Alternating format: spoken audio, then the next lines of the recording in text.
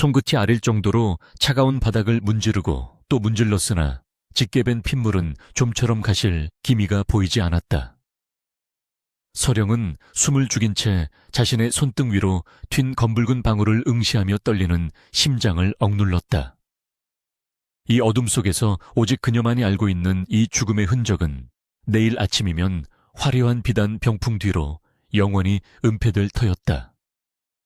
누군가의 목숨이 이토록 허무하게 지워질 수 있다는 사실에 소름이 돋았지만 그녀는 멈출 수 없었다. 지금 이 순간 누군가 문을 열고 들어온다면 그녀의 목숨 또한 이 바닥의 핏자국처럼 흔적도 없이 사라질 것이기 때문이었다. 제발 제발 아무도 오지 마소서. 그녀는 마른 침을 삼키며 젖은 걸레를 더욱 세게 움켜쥐었다. 비릿한 혈향이 코끝을 찔렀고 방 안을 가득 채운 침묵은 오히려 귀가 먹먹해질 정도로 무겁게 그녀를 짓눌렀다. 서령은 눈을 감고 소리에 집중했다. 멀리서 들려오는 술라군들의 규칙적인 발소리와 바람에 흔들리는 나뭇가지 소리뿐이었다. 그녀는 다시 눈을 떠 병풍에 그려진 화려한 모랑꽃을 바라보았다. 낮에는 그토록 아름답고 우아해 보이던 꽃송이들이 밤의 어둠 속에서는 마치 피를 머금은 괴물의 입술처럼 기괴하게 뒤틀려 있었다. 이 아름다움 뒤에 얼마나 많은 시신이 쌓여 있을지 상상하는 것만으로도 오금이 저려왔다. 서령이 이 위험천만한 궁궐에 깊숙한 곳까지 들어오게 된 것은 오로지 한 사람 소식도 없이 사라진 오라버니 설진 때문이었다. 왕실의 호위무사였던 그는 어느 날 밤 짧은 서신 한 장 남기지 않은 채 증발하듯 사라져버렸다. 나라에서는 그가 탈영했다고 몰아붙였으나 서령은 결코 믿을 수 없었다. 정직하고 충직했던 오라버니가 그럴 리 없었다. 그녀는 오라버니의 행방을 찾기 위해 천한 궁녀의 신분을 빌려 이 피비린내 나는 권력의 소굴로 직접 뛰어든 것이었다. 이제야 겨우 그 실마리가 이 병풍 뒤에 숨겨져 있음을 직감하고 있었다. 손바닥이 화끈거릴 정도로 바닥을 닦아낸 후에야 비로소 핏자국이 희미해졌다. 서령은 조심스럽게 몸을 일으켜 병풍의 모서리를 살폈다. 낮에 우연히 보았던 중전이 은밀하게 만지작거리던 그 틈새였다. 손가락 끝에 닿는 감촉이 예사롭지 않았다. 딱딱한 목재 사이에 미세하게 튀어나온 부분이 느껴졌고 그녀가 그것을 살짝 누르자 작은 소리와 함께 병풍의 한 면이 뒤로 밀려났다. 그 안에는 어둠보다 더 짙은 어둠이 도사리고 있는 작은 공간이 숨겨져 있었다. 심장이 터질 듯이 뛰어대어 숨을 쉬기조차 힘들었다. 서령은 떨리는 손을 뻗어 그 공간 안에 놓인 낡은 책 한 권을 꺼냈다.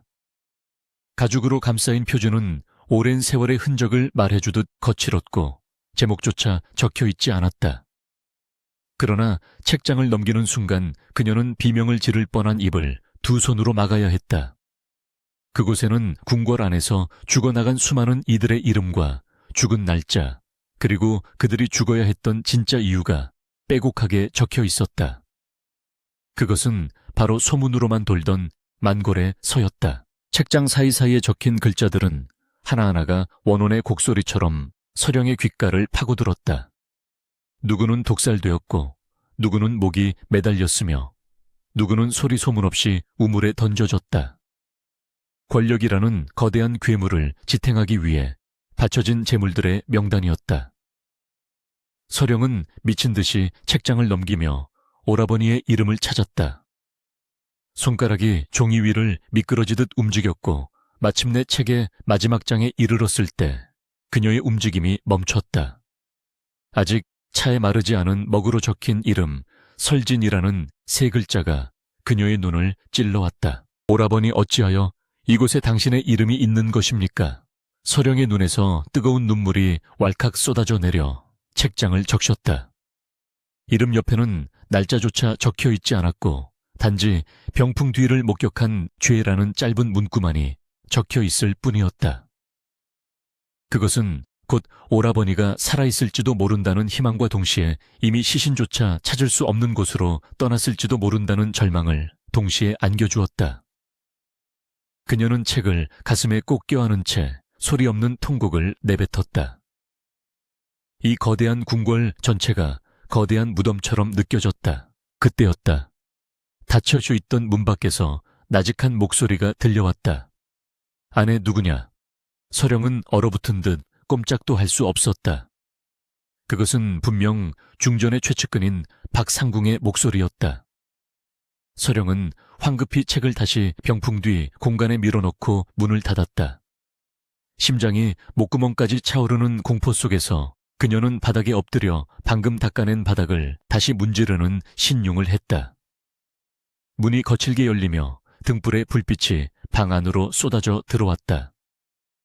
박상궁의 날카로운 눈매가 어둠 속에서도 번뜩이며 서령의 뒤태를 훑었다. 이 늦은 밤에 여기서 무엇을 하고 있는 것이냐? 박상궁의 목소리는 차갑고 서늘하여 마치 얼음 송곳이 살을 파고드는 듯했다. 서령은 고개를 깊이 숙인 채 떨리는 목소리로 대답했다. 소인 낮에 중전마마께서 흘리신 찬물을 제대로 닦지 못한 것이 못내 마음이 걸려 다시 확인하러 왔사옵니다. 박상궁은 대답 대신 천천히 서령의 곁으로 다가왔다.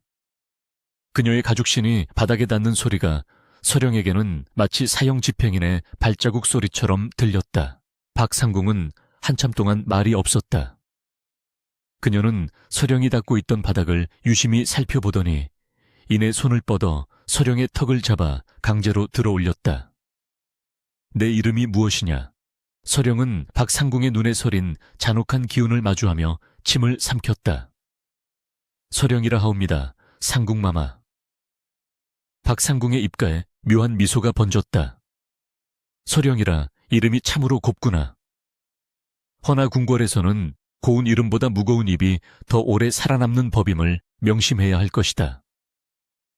그녀의 손톱이 서령의 턱 밑을 날카롭게 파고들었다. 박상궁은 서령을 밀쳐내듯 놓아주고는 방 안을 한 바퀴 천천히 돌았다. 그녀의 시선이 잠시 화려한 병풍 앞에 머물렀을 때 서령은 숨이 멎는 것만 같았다. 병풍의 이음새가 제대로 닫히지 않았을까봐, 혹은 자신의 떨림이 들통날까봐 온몸의 근육이 비명을 질러댔다. 다행히 박상궁은 병풍을 한번 훑어보고는 이내 몸을 돌려 문 밖으로 향했다. 다 닦았으면 어서 물러가거라. 밤이 깊으면 궐 안에는 사람이 아닌 것들이 돌아다니는 법이니라. 그 말은 명백한 경고였다. 박상궁이 떠난 후에도 서령은 한참 동안 그 자리에 망부석처럼 굳어 있었다. 온몸은 식은땀으로 흠뻑 젖어 있었고 다리는 힘이 풀려 제대로 설 수조차 없었다. 하지만 그녀의 눈빛만은 그 어느 때보다 형형하게 빛나고 있었다. 이제 알았다. 오라버니는 죽지 않았거나 적어도 죽음의 진실이 이 병풍 너머에 있다는 사실을 말이다. 그녀는 떨리는 손을 다시 한번 병풍에 가져다 댔다. 만골에서 그 피로 쓰인 기록이 이제 그녀의 운명을 송두리째 뒤흔들 준비를 하고 있었다. 궁궐의 밤은 다시 고요를 되찾았으나 서령의 내면에서는 거대한 폭풍이 몰아치고 있었다. 그녀는 자신이 목격한 것들이 단순한 기록이 아님을 깨달았다. 그것은 권력자들의 치부이자 동시에 그들을 무너뜨릴 수 있는 유일한 무기였다. 서령은 어둠 속에서 자신의 가냘픈 손을 내려다보았다. 이 손으로 핏자국을 닦는 대신 이제는 그들의 위선을 닦아내리라 다짐했다. 비록 그 끝이 자신의 죽음일지라도 오라버니의 명예와 억울하게 죽어간 이들의 원혼을 달래기 위해 그녀는 멈추지 않을 것이다. 다음 날 아침 서령은 평소와 다름없는 모습으로 물동이를 이고 궁마당을 가로질러 갔다. 하지만 그녀의 눈은 끊임없이 주변을 살피고 있었다. 어제 보았던 만골의 서에 적힌 이름들이 자꾸만 눈앞을 아른거렸다.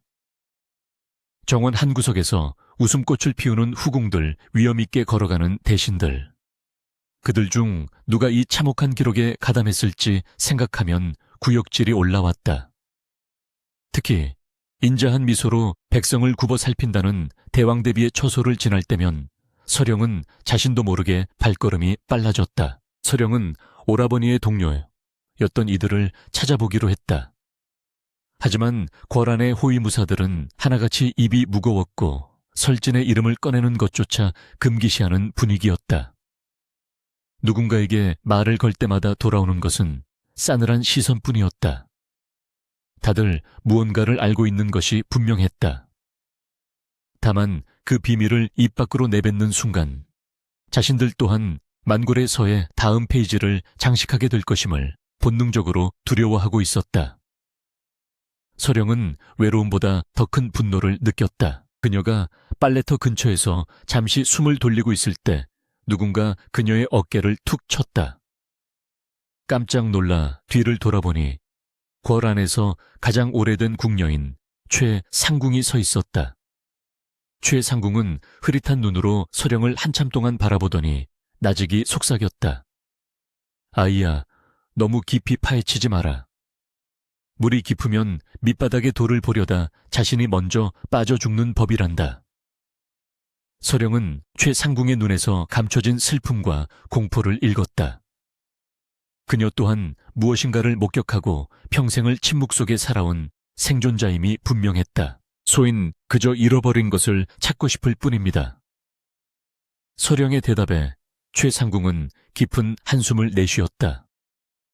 잃어버린 것이 목숨보다 소중하다면 말리지는 않겠다만 네가 찾는 것은 이 궁궐의 뿌리 밑에 박혀있는 썩은 뼈들이다. 그것들을 건드리는 순간 이 화려한 대궐 전체가 흔들릴 게야. 최상궁은 그 말을 남기고 비틀거리는 걸음으로 사라졌다. 서령은 그녀의 뒷모습을 보며 주먹을 꽉 쥐었다. 뿌리가 썩었다면 도려내야 하고 뼈가 썩었다면 태워버려야 마땅했다. 그날 밤 서령은 다시 중전의 처소 근처를 맴돌았다. 이번에는 병풍 뒤의 책을 훔쳐낼 생각이었다. 그것만 있다면 궐 바깥의 정의로운 대신들에게 도움을 요청하거나 최소한 거래의 수단으로 삼을 수 있을 것이라 믿었다. 하지만 중전의 처소는 낮보다 더 삼엄한 경비가 펼쳐져 있었다. 박상궁이 그녀의 움직임을 이미 간파한 듯 처소 주변을 끊임없이 순찰하고 있었다. 서령은 어둠 속에 몸을 숨긴 채 기회를 엿보았지만 좀처럼 틈이 보이지 않았다. 시간이 흐를수록 서령의 초조함은 극에 달했다. 만약 누군가 만골의 서의 위치가 발각되었음을 알게 된다면 책은 영영 사라질 것이고 그녀의 목숨 또한 보장받을 수 없었다. 그때 멀리서 작은 불길이 치솟는 것이 보였다. 누군가 의도적으로 지른 불인지 아니면 우연한 사고인지 알 수 없었으나 경비들의 시선이 잠시 그쪽으로 쏠린 틈을 타 서령은 담벼락을 타고 중전의 처소 뒷문으로 잠입했다. 발소리를 죽이며 내실로 들어선 그녀의 심장은 마치 재련소의 망치질처럼 요란하게 울려 퍼졌다. 다시 마주한 그 병풍 앞에서 서령은 망설임 없이 손을 뻗었다. 어제 눌렀던 그 부위를 다시 누르자 비밀 공간이 열렸다. 그런데 그곳에는 있어야 할 책이 보이지 않았다. 대신 싸늘한 냉기만이 그녀의 손끝을 스쳤다. 서령의 눈동자가 공포로 인해 크게 떨렸다. 설마 누군가 먼저 가져간 것인가? 아니면 애초에 함정이었던가? 그녀가 당혹감에 휩싸여 물러나려던 찰나 병풍 너머에서 나직하고도 위험 있는 목소리가 들려왔다. 네가 찾는 것이 이것이냐? 천천히 고개를 돌리자 어둠 속에서 중전이 앉아 있었다. 그녀의 무릎 위에는 서령이 그토록 찾던 만골의 서가 놓여 있었고 중전의 눈빛은 밤바다처럼 깊고도 잔인하게 빛나고 있었다. 중전은 책장을 한 장 한 장 넘기며 무심하게 말을 이었다. 이 책에 적힌 이름들은 모두 내가 직접 고른 재물들이다. 내 오라비 또한 그중 하나였지. 하지만 걱정 마라, 내 이름 또한 이 책의 마지막을 장식하기에 아주 부족함이 없을 터이니. 서령은 비로소 자신이 거대한 거미줄의 한가운데에 발을 들였음을 깨달았다. 중전의 서늘한 음성이 텅 빈 방 안을 가득 채우자 서령의 온몸은 마치 얼음물에 잠긴 듯 굳어버렸다. 무릎 위에 놓인 그 불길한 책을 어루만지는 중전의 손길은 마치 뱀이 먹잇감을 핥는 것처럼 부드럽고도 치명적이었다. 내 오라비는 참으로 어리석은 자였다. 제 분수도 모르고 보지 말아야 할 것을 보았으니 그 목숨이 10개라도 모자랐을 것이니라. 중전은 비릿한 웃음을 지으며 서령을 똑바로 응시했고 그 눈빛 속에 담긴 사례는 서령의 숨통을 단숨에 조여오는 것만 같아 그녀는 차마 숨조차 내뱉지 못했다.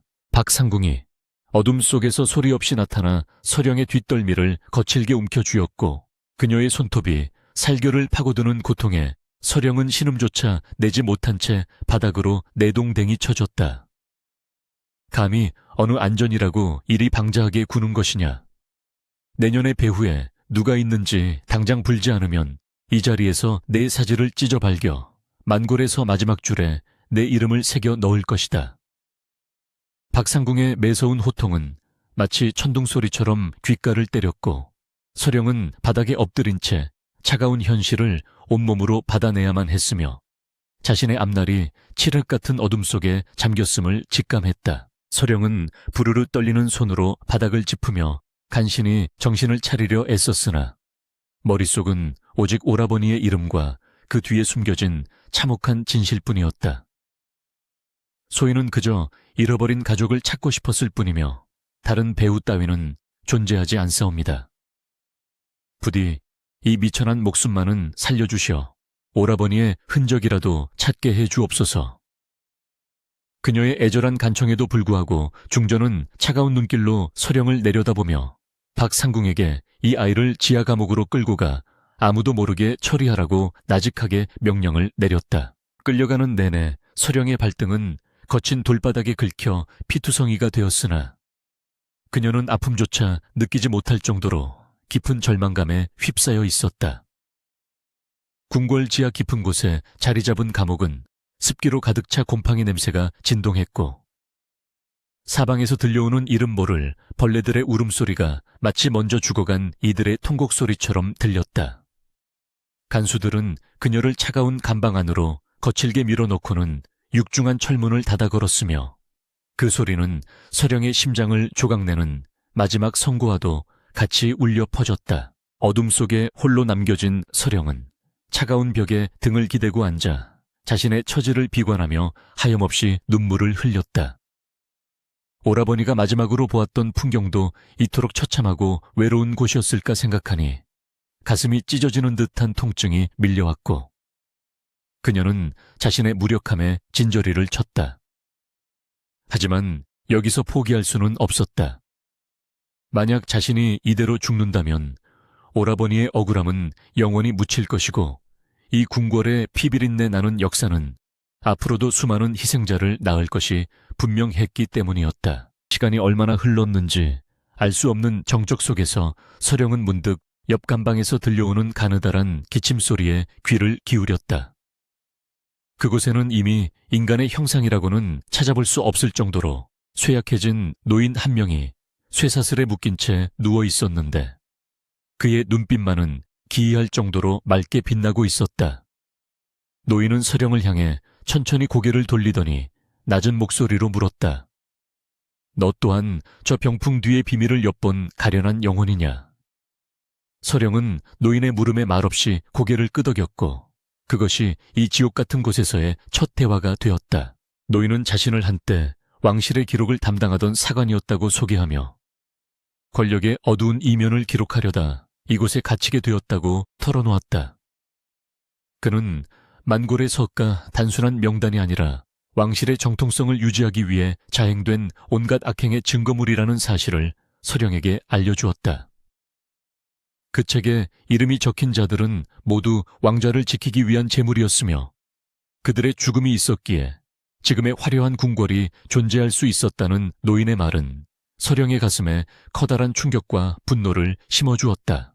며칠 동안 서령은 노인으로부터 궁궐의 숨겨진 통로와 권력자들의 약점에 대해 조금씩 전해 들으며 탈출의 기회를 엿보았다. 그녀는 하루 한 번 제공되는 딱딱한 주먹밥조차 제대로 넘기지 못할 정도로 쇠약해졌으나 눈빛만큼은 도끼를 품은 채 살아있었으며 박상궁이 다시 나타날 날만을 기다렸다. 드디어 감옥 문이 열리고 박상궁이 거만한 걸음걸이로 들어섰을 때 서령은 미처 닦지 못한 얼굴의 흙먼지를 털어내며 그녀를 똑바로 마주보았다. 박상궁은 서령의 끈질긴 생명력에 감탄한 듯 혀를 차며 이제 그만 입을 여는 것이 내 신상에 좋을 것이라고 다시 한번 협박을 가해왔다. 하지만 서령은 오히려 박상궁을 향해 비웃음을 날리며 당신이 지키고자 하는 그 권력이 얼마나 모래성 같은 것인지 알고 있느냐고 되물었다.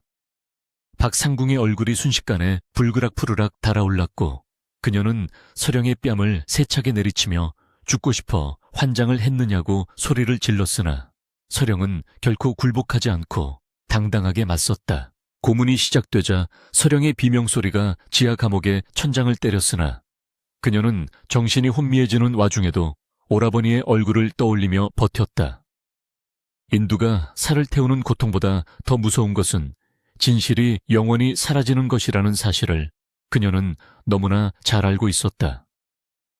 박상궁은 서령이 이토록 완강하게 버틸 줄은 몰랐던 듯 당황한 기색을 내비쳤고 결국 아무런 소득도 얻지 못한 채 분노에 가득 차 감옥을 빠져나갔으며 그것은 서령에게 작은 승리의 희열을 안겨주었다. 깊은 밤 서령은 노인이 일러준 대로 감옥 바닥에 헐거워진 돌을 찾아내어 손톱이 빠질 정도로 긁어대기 시작했다. 그 아래에는 오래전 폐쇄된 하수도로 이어지는 작은 구멍이 숨겨져 있었고 그녀는 오로지 생존에 대한 갈망 하나로 좁은 통로 속으로 몸을 밀어 넣었다. 오물 냄새와 쥐들이 들끓는 어둠 속을 기어가는 동안 그녀는 몇 번이나 정신을 잃을 뻔했으나 오라버니의 이름을 주문처럼 외우며 전진했고 마침내 희미한 달빛이 비치는 출구에 도달할 수 있었다. 밖으로 나온 서령은 자신이 궁궐 밖에 황량한 언덕에 서 있음을 깨달았고 그곳에서 멀리 보이는 화려한 궁궐의 불빛을 증오 섞인 눈으로 바라보았다. 그녀의 몸은 만신창이가 되어 있었고 입은 옷은 갈갈이 찢겨 누더기와 다름없었으나 그녀의 심장에는 전보다 더 뜨거운 복수의 불꽃이 타오르고 있었다. 이제 그녀는 더 이상 숨어 다니는 어린 궁녀가 아니었으며 왕실의 치부를 세상에 드러낼 유일한 증인이자 심판자로 거듭난 것이었다. 서령은 노인이 알려준 대로 유배지에서 몰래 돌아와 몸을 숨기고 있다는 왕손 이현을 찾아가기로 결심하고 발걸음을 옮겼다. 이현은 현재의 왕권을 위협한다는 이유로 억울하게 내쫓긴 비운의 인물이었으며 그 또한 만골의 서에 이름이 오를 뻔했던 희생자 중 한 명이었다. 거친 산길을 헤매며 며칠 밤낮을 걸어간 끝에 서령은 마침내 숲속 깊은 곳에 자리 잡은 낡은 오두막을 발견했고 그곳에서 칼을 갈고 있던 이현과 운명적인 재회를 하게 되었다. 이현은 갑자기 나타난 피투성이 여인을 경계하며 칼끝을 겨누었으나 서령이 내뱉은 만골의 서라는 한마디에 칼을 내리고 그녀를 안으로 들였다.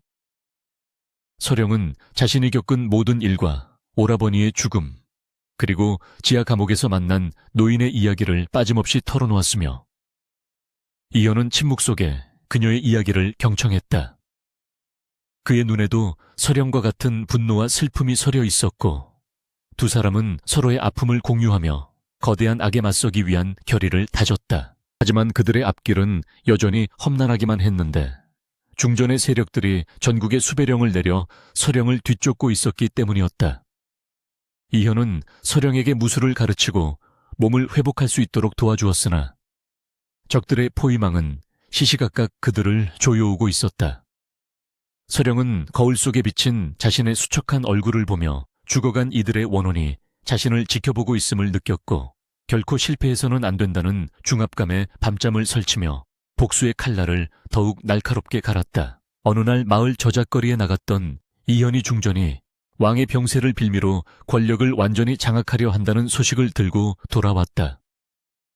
이는 곧 만골의 서에 적힌 살생부가 더욱 길어질 것임을 의미했으며 더 이상 지체할 시간이 없음을 깨닫게 해주었다. 서령과 이현은 대연회가 열리는 날을 거사일로 정하고 궁궐 내부의 협력자들을 모으기 위해 위험을 무릅쓰고 한양으로 향했으며 그들의 발걸음에는 비장한 기운이 감돌았다. 길을 가던 도중 그들은 중전의 자객들에게 기습을 당하게 되었고 이현은 서령을 보호하기 위해 홀로 수십 명의 적을 상대하며 장렬한 전투를 벌였다. 서령 또한 가슴속에 품었던 단검을 꺼내어 자신을 덮치는 자객들의 가슴을 찔렀으나 수적인 열세를 극복하기에는 역부족이었고 절체절명의 위기에 빠지게 되었다. 바로 그때 어디선가 날아온 화살들이 자객들의 목을 정확히 꿰뚫었고 어둠 속에서 일단의 무사들이 나타나 그들을 구출해 주었다. 그들은 다름 아닌 서령의 오라버니인 설증과 함께 생사를 넘나들었던 옛 호위 무사들이었으며 그들 역시 왕실의 폭정에 방함을 품고 기회를 엿보고 있었다. 서령은 그들로부터 오라버니가 마지막까지 정의를 지키려다 비참하게 살해당했다는 사실을 전해 듣고 오열했으며 그 분노는 이제 걷잡을 수 없는 불길이 되어 타올랐다. 이제 그들에게는 두려울 것이 없었으며 오직 진실을 밝히고 악을 징벌하겠다는 일념 하나로 뭉친 강력한 군대가 형성된 것이었다. 서령은 밤마다 오라버니의 환상을 보며 그가 남긴 유언을 가슴에 새겼고 그것은 그녀가 견뎌야 할 고통을 이겨내는 원동력이 되었다. 그녀는 자신의 손에 묻은 피가 헛되지 않기를 기도하며 병풍 뒤에 숨겨진 그 추악한 진실을 세상 밖으로 끌어낼 준비를 마쳤다. 궁궐의 높은 담벼락 너머로 보이는 보름달은 마치 앞으로 벌어질 피해 축제를 예고하듯 붉게 물들어 있었고 서령은 그 달빛을 받으며 천천히 칼집을 매만졌다. 이제 모든 준비는 끝났고 남은 것은 오직 단 한 번의 기회뿐이었으며 서령은 자신의 목숨을 건 도박을 시작하려 했다. 그녀는 이현과 무사들을 이끌고 궁궐의 비밀 통로를 향해 움직였고 그들의 그림자는 길게 늘어져 권력의 심장부를 향해 뻗어나갔다.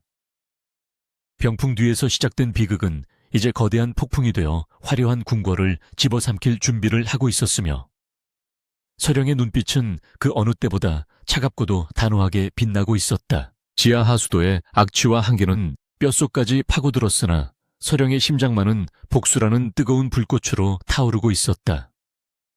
그녀는 한 치 앞도 보이지 않는 어둠 속에서 오로지 노인이 일러준 감각에 의지해 축축한 벽면을 짚으며 앞으로 나아갔고 이현과 무사들은 숨소리조차 죽인 채 그녀의 뒤를 따랐다.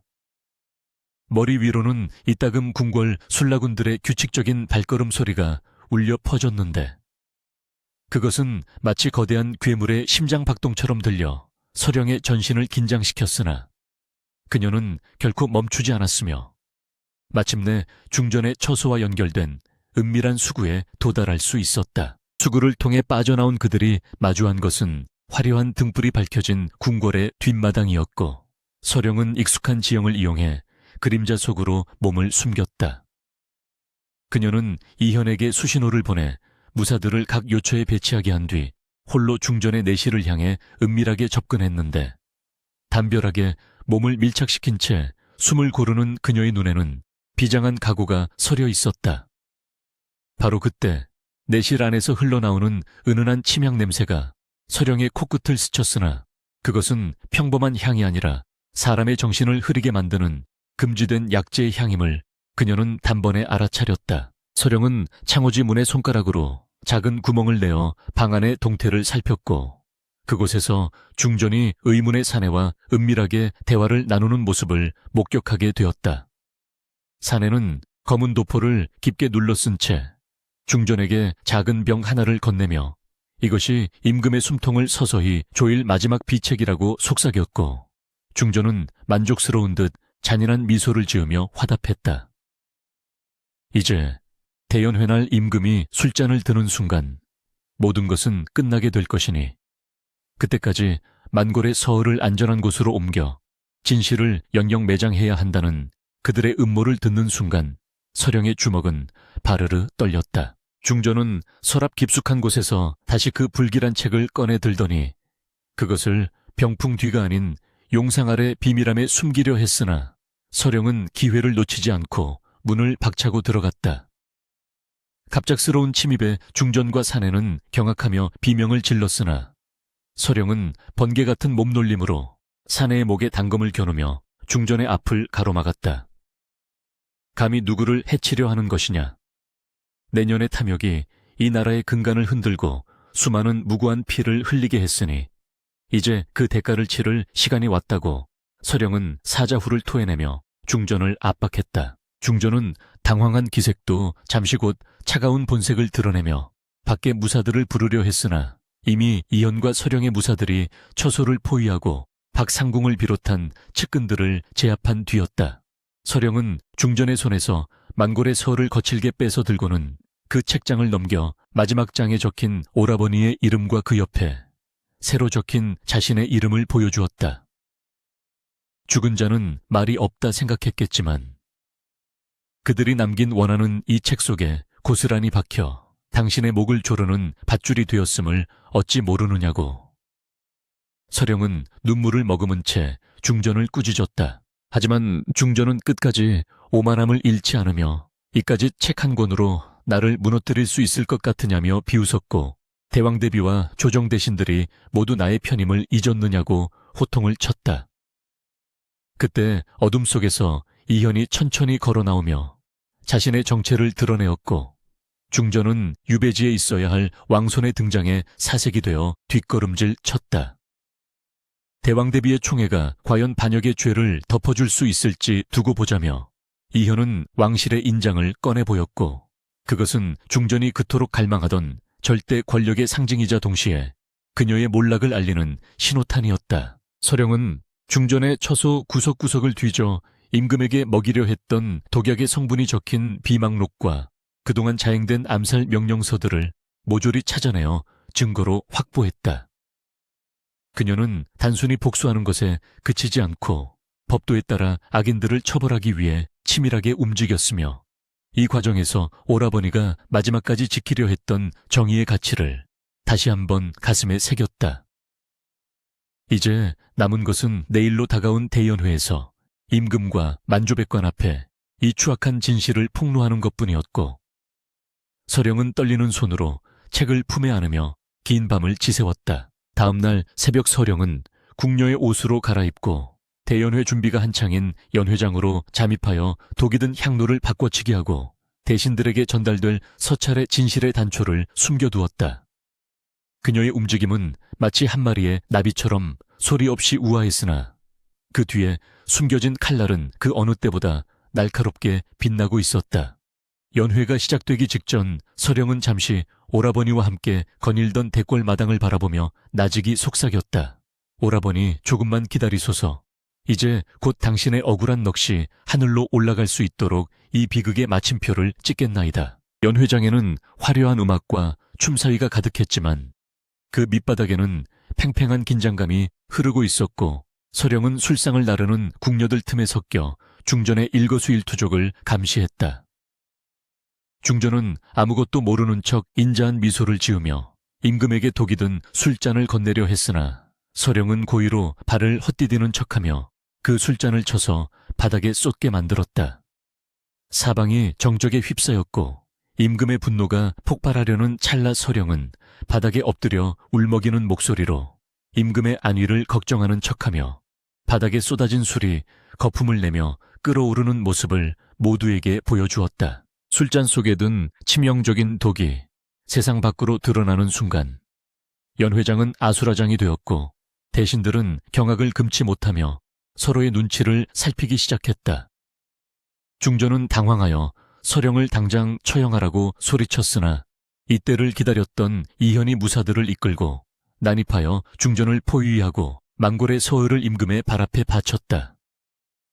임금은 떨리는 손으로 책장을 넘기며 그 속에 적힌 수많은 충신과 백성들의 이름을 확인했고 그가 믿었던 중전의 배신과 왕실의 추악한 이면에 깊은 탄식을 내뱉으며 오열했다. 서령은 이 기회를 놓치지 않고 중전이 저지른 온갖 악행과 오라버니 설진의 억울한 죽음을 대성통곡하며 고발했고 연회장에 모인 모든 이들의 가슴에 커다란 울림을 주었다. 그녀의 목소리는 죽은 자들의 대변인이 되어 궁궐의 벽을 타고 멀리 퍼져 나갔으며 권력의 비호 아래 숨어있던 간신들은 겁에 질려 고개를 숙였다.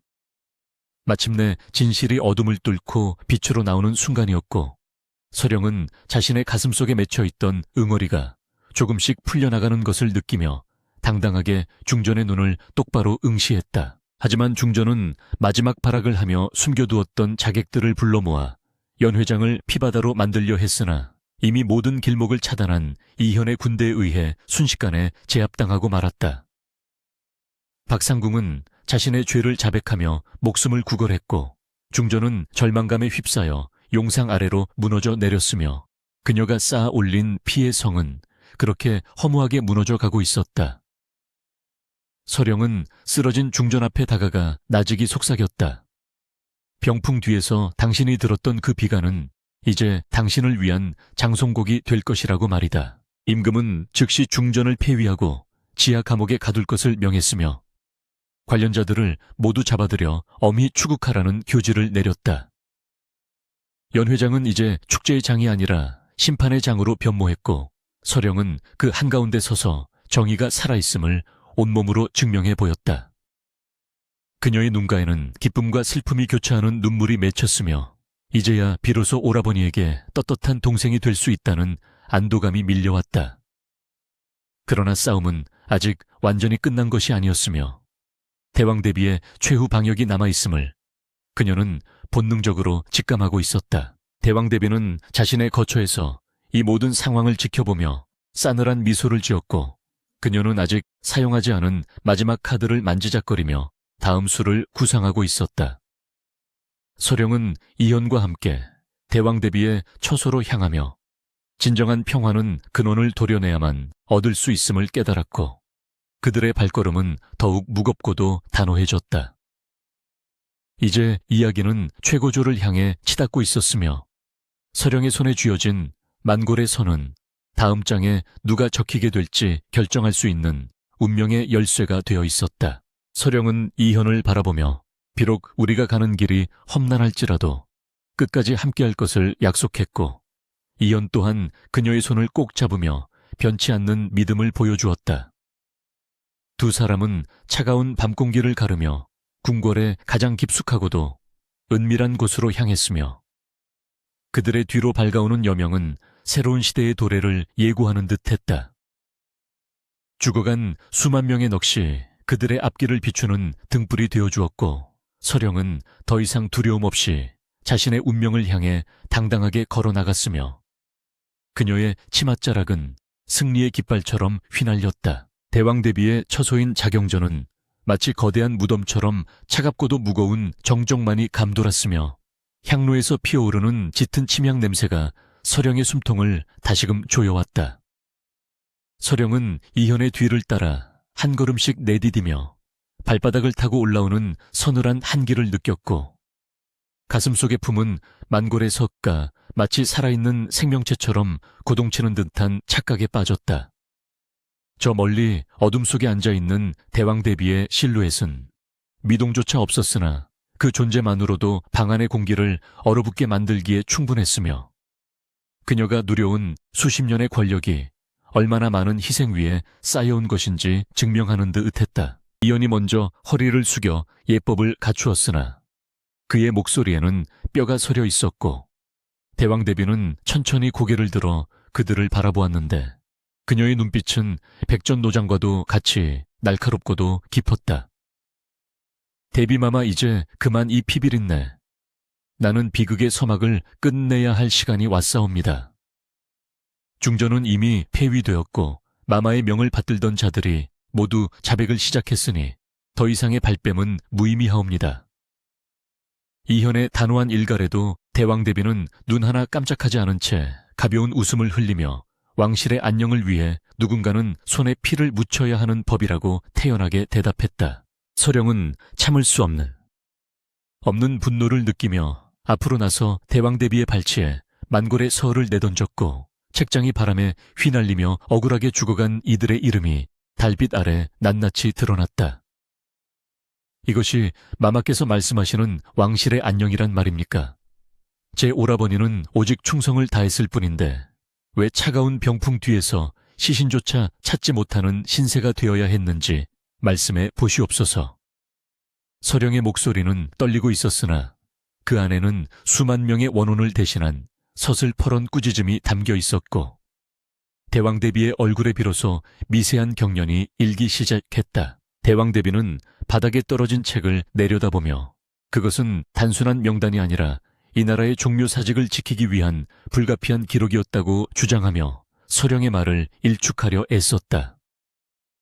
권력은 나눌 수 없는 것이며 그 과정에서 발생하는 희생은 역사가 용서할 것이라며 그녀는 자신의 죄를 합리화했으나 서령은 결코 물러서지 않고 그녀의 위선을 조목조목 반박했다.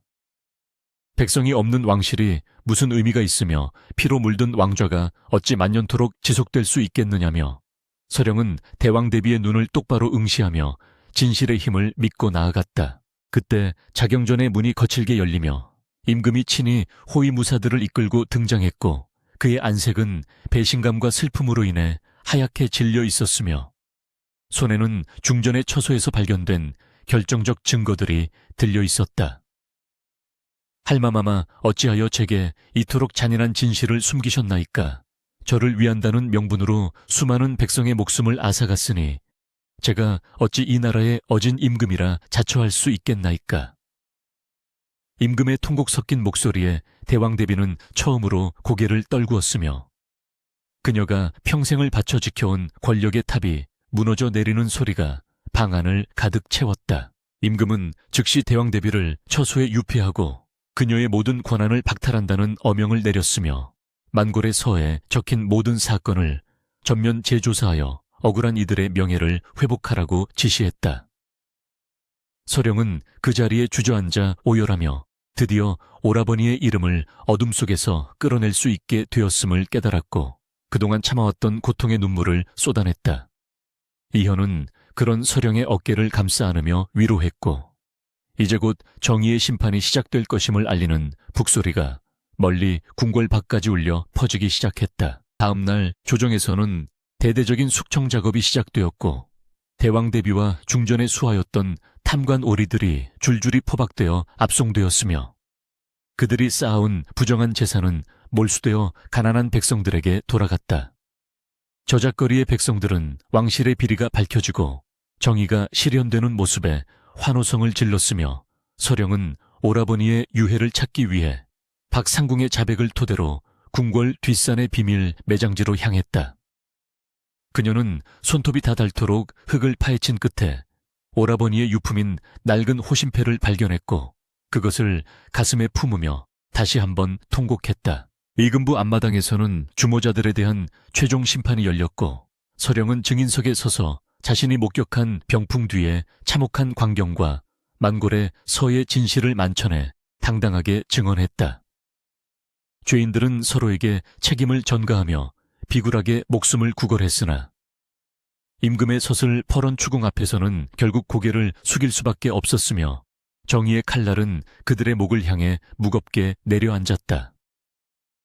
대왕대비는 끝내 사약을 받는 것으로 생을 마감하게 되었고 그녀가 남긴 마지막 유언조차 권력에 대한 집착으로 가득 차 있어 보는 이들의 혀를 차게 만들었다. 서령은 오라버니를 비롯해 억울하게 희생된 수많은 궁녀와 무사들을 위한 진혼제를 정성껏 준비했고 궁궐 안에는 그들의 넋을 달래는 구슬픈 망가 대신 이제는 평온한 안식을 기원하는 향연기가 피어올랐다. 그녀는 만골의 설을 불태우며 그 연기가 하늘로 올라가 죽은 자들에게 진실이 밝혀졌음을 전해주기를 기도했고 책이 타 들어가는 불꽃 속에서 오라버니의 인자한 미소를 본 듯한 기분이 들었다. 이제 궁궐은 더 이상 피비린내 나는 암투의 장소가 아닌 진정으로 백성을 위한 정치가 실현되는 공간으로 거듭나기 위한 진통을 겪고 있었다. 이현은 공적을 인정받아 왕실의 종친으로서 지위를 회복했으나 그는 화려한 관직 대신 서령의 곁을 지키며 무너진 정의를 바로 세우는데 여생을 바치기로 맹세했다. 그는 서령에게 더 이상 숨어 지내지 않아도 된다며 그녀의 손을 꼭 잡았고 두 사람은 함께 오라버니의 묘를 찾아 술 한 잔을 올리며 비극의 마침표를 찍었음을 고했다. 서령은 이제야 비로소 밤마다 들려오던 환청과 악몽에서 벗어날 수 있었고 그녀의 눈빛은 복수의 도끼 대신 따스한 희망의 빛으로 가득 차 오르기 시작했다. 하지만 아직 처벌받지 않은 잔당들이 어둠 속에서 복수를 꿈꾸고 있다는 첩보가 입수되자 서령은 다시 한번 긴장의 끈을 조였고 그녀는 자신이 지켜낸 진실이 다시는 묻히지 않도록 파수꾼이 되기로 결심했다. 그녀는 궁궐 안의 어린 궁녀들에게 글을 가르치며 지식이 힘이 되고 진실이 방패가 됨을 일깨워 주었고 그것은 훗날 이 나라의 새로운 밑거름이 될 터였다. 화려한 비단 병풍 뒤에는 더 이상 시신이나 비밀이 숨겨지지 않았으며 오직 아름다운 산수화만이 평화로운 궁궐의 일상을 투영하고 있었다. 임금은 서령의 공로를 치하하며 그녀에게 내명부의 높은 품계를 내리려 했으나 서령은 이를 정중히 거절하고 평범한 백성으로 돌아가 오라버니가 꿈꾸던 세상을 눈에 담고 싶다는 뜻을 전했다. 그녀의 소박하지만 단호한 선택에 임금은 깊은 감동을 받았고 그녀가 언제든 궁궐을 드나들 수 있는 특별한 패를 하사하며 감사의 마음을 대신했다. 서령은 이제 낡은 궁녀의 옷을 벗고 밝은 색의 치마 저고리를 차려입은 채 정문을 나섰으며 그녀의 앞날에는 따사로운 햇살이 눈부시게 내리쬐고 있었다. 이연은 궁궐 문 밖에서 서령을 기다리고 있었으며 두 사람은 말없이 서로를 마주보며 미소를 지었고 그들의 뒤로 보이는 궁궐의 담벼락은 이제 거대한 감옥이 아닌 보호의 울타리처럼 느껴졌다. 그들은 오라버니의 고향으로 내려가 작은 서당을 열고 아이들을 가르치며 살아가기로 약속했고 그곳에서 피어날 웃음소리가 과거의 비명을 덮어줄 것이라 믿었다. 하지만 서령은 가슴속 깊은 곳에 만골의 서가 남긴 교훈을 잊지 않았으며 권력이 인간을 어떻게 타락시키는지 평생 경계하며 살아갈 것을 다짐했다. 비극은 끝이 났고 진실은 승리했으나 그 과정에서 흘린 피와 눈물은 영원히 잊히지 않을 기억으로 남았으며 서령은 그 기억을 기록으로 남겨 후대에 전하기로 마음먹었다. 그것은 만골의 서와는 정반대되는 희망과 용기의 기록이 될 것이었으며 그 책의 첫 장에는 오라버니 설진의 이름이 가장 빛나게 적힐 것이었다. 서령의 발걸음은 가벼웠으나 그 걸음마다 새겨지는 의지는 바위보다 단단했고 그녀는 이제 자신의 이름을 온전히 되찾아 새로운 삶의 첫 페이지를 넘기려 하고 있었다. 어느덧 해가 지고 노을이 궁궐 지붕을 붉게 물들일 때 서령은 마지막으로 자경전 쪽을 돌아보았고 그곳에서 들려오는 것은 이제 더 이상 곡소리가 아닌 평온한 바람소리뿐이었다. 그녀는 자신의 어깨에 놓인 짐을 비로소 내려놓으며 깊은 숨을 내쉬었고 옆에 선 이현의 손등에 자신의 손을 포개며 다가올 내일을 맞이할 준비를 마쳤다. 병풍 뒤의 비가는 이제 끝나고 진실의 노래가 온 누리에 퍼져나가는 찬란한 순간이었으며 서령의 이야기는 그렇게 전설이 되어 사람들의 입에서 입으로 전해지게 될 것이었다. 새벽 안개가 자욱하게 내려앉은 고향 산천의 풍경은 궁궐의 그 화려하고도 숨막히는 정경과는 사뭇 달라 서령의 가슴속을 시원한 바람으로 채워주었으며 그녀는 마당가에 핀 하얀 목련꽃을 보며 비로소 자신이 살아있음을 온몸으로 느꼈다. 어둠의 기록이었던 만골의 선은 한 줌의 재가 되어 사라졌으나 그 속에 적혔던 수많은 넋의 이름은 이제 그녀의 기억 속에 별이 되어 박혔고 서령은 매일 아침 오라버니의 무덤개 맑은 물 한 잔을 올리며 하루를 시작하는 평온한 일상을 맞이했다. 오라버니 보시옵소서. 이제 이 땅에 더 이상 병풍 뒤에서 억울하게 죽어나가는 이들은 없나이다. 임금께서 어진 정치를 펼치시니 세상이 한결 밝아졌사옵니다라며 서령은 나직이 읊조렸고 산새들의 지저김이 마치 대답이라도 하듯 그녀의 귓가에 정겹게 울려 퍼졌다. 이연은 소박한 무명옷, 차림으로 아이들에게 글을 가르치다 마당으로 나와 서령의 곁에 섰으며 그의 얼굴에는 예전에 날카로웠던 기운 대신 인자하고도 깊은 평화가 깃들어 있어 보는 이에 마음마저 훈훈하게 만들었다. 서령 낭자, 이제 곧 아이들이 점심을 먹을 시간인데 오늘따라 낭자가 손수지은 밥 냄새가 더욱 구수하게 느껴지는구려. 권력의 중심에서 보았던 그 어떤 사내진미보다 낭자와 함께 나누는 이 소박한 밥상이 나에게는 천하의 으뜸이라오라며 이현은 서령의 손을 따뜻하게 맞잡았다. 서령은 수줍게 미소 지으며 대감께서 그리 말씀하시니 소인의 마음도 이리 기쁠 때가 없사옵니다.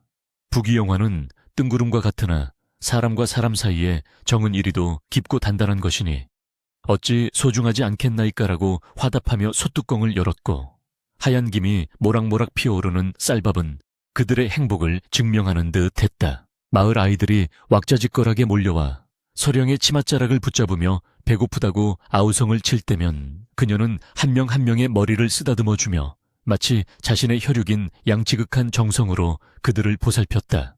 이 아이들이 자라나서 이 나라의 대들보가 될 때쯤에는 병풍 뒤에 비극 같은 것은 전설 속에나 남는 이야기가 되어야 한다고 그녀는 속으로 다짐하며 아이들의 맑은 눈망울 속에서 미래의 희망을 발견하곤 했다.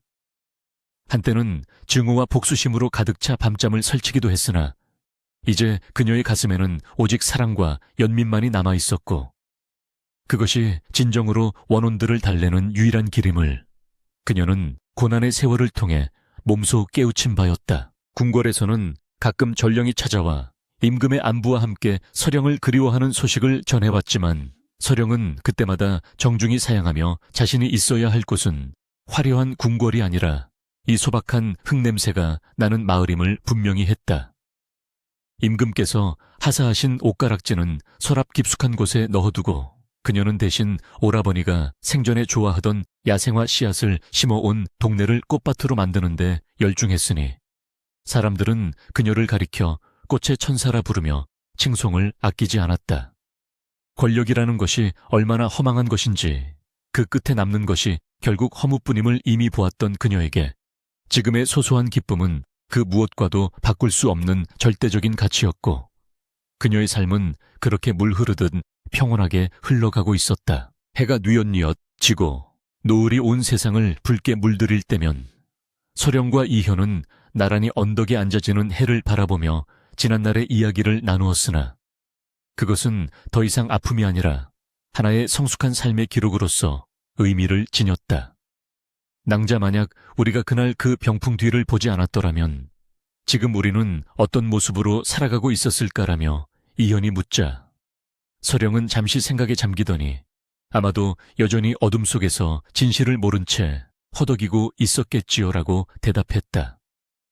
진실을 아는 것은 고통스러운 일이지만 그 진실을 통해 우리는 비로소 자유를 얻었으니 그 희생은 결코 헛되지 않았다고 그녀는 덧붙였으며 이현은 고개를 끄덕이며 그녀의 어깨에 머리를 기댔고 두 사람의 그림자는 길게 늘어져 하나가 되었다. 어느덧 세월이 흘러 서령의 머리카락에도 하얀 서리가 내려앉았으나 그녀의 눈동자만큼은 젊은 시절 보았던 그 총기 어린 빛을 잃지 않았으며 그녀는 자신의 마지막 순간까지 붓을 들어 만골의 서가 아닌 민초의 노래를 기록해 나갔다.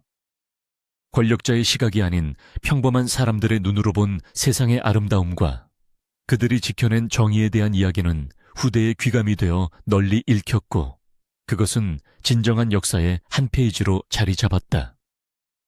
그녀는 자신이 겪은 모든 일이 결국은 사랑을 배우기 위한 과정이었음을 깨달으며 마지막 숨을 내쉬는 순간까지도 감사의 기도를 잊지 않았고 그녀의 영혼은 마침내 오라버니가 기다리는 저 너머의 세상으로 나비처럼 가볍게 날아올랐다. 마을 사람들은 서령이 떠난 자리에 큰 비석을 세우는 대신 그녀가 가장 아꼈던 목련나무 아래에 그녀의 유해를 묻어주었고 매년 봄이면 그곳에는 눈부시게 하얀 꽃들이 피어나 그녀의 고결한 넋을 기렸다. 이현 또한 그녀의 뒤를 이어 아이들을 가르치다 조용히 눈을 감았으니 두 사람의 사랑 이야기는 이 고장 사람들에게 영원히 잊히지 않는 전설로 남아 전해지게 되었으며 그들의 삶은 곧 진실의 승리이자 인간 존엄의 증명이었다. 병풍 뒤에서 들려오던 구슬픈 비가는 이제 사라졌으나 그들이 남긴 향기로운 덕행의 노래는 바람을 타고 멀리 퍼져나가 이 땅의 모든 억울한 영혼을 어루만져 주었으니 비극은 그렇게 위대한 희망으로 승화되었다. 세상은 끊임없이 변하고 왕조가 바뀌어도 변하지 않는 진리는 오직 사람의 마음속에 깃든 정의와 사랑이라는 것을 서령의 이야기는 우리에게 소리 없이 웅변하고 있었으며 그녀가 남긴 기록은 후대의 어둠을 밝히는 등불이 되었다. 권력은 한순간의 꿈과 같으나 진실은 영겁의 시간 동안 빛을 발하며 인간의 도리가 무엇인지를 일깨워주니 이것이 바로 망골의 서가 남긴 마지막 가르침이자 서령이 자신의 목숨과 바쳐 지켜낸 유일한 유산이었다. 이제 이 이야기는 여기서 끝을 맺지만 그녀가 꿈꾸었던 평화롭고 정의로운 세상은 지금도 우리 곁에서 누군가의 손에 의해 끊임없이 이어지고 있음을 우리는 기억해야 할 것이며 그것이 바로 역사가 우리에게 주는 진정한 울림이다.